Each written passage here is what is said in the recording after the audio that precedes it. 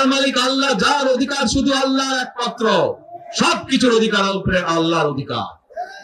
কাজেই আগেই তো আপনাদেরকে ঠকাচ্ছে, নির্বাচনের ফলে তাহলে কেমন ঠকাবে আপনাদেরকে বোঝে নেবা।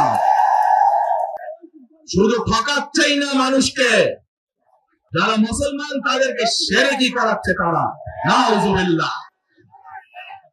প্রিয় ভাই বোনেরা, কেউ কেউ বলে অমুককে দেখেছে, তমুককে দেখেছে, এবারে একে দেখেন।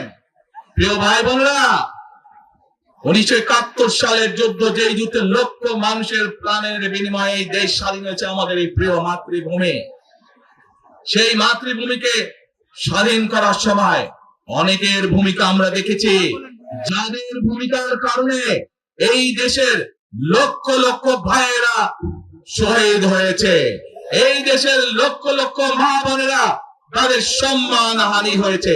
কাজে তাদেরকে তো বাংলাদেশের মানুষের মধ্যে দেখেই নিয়েছে।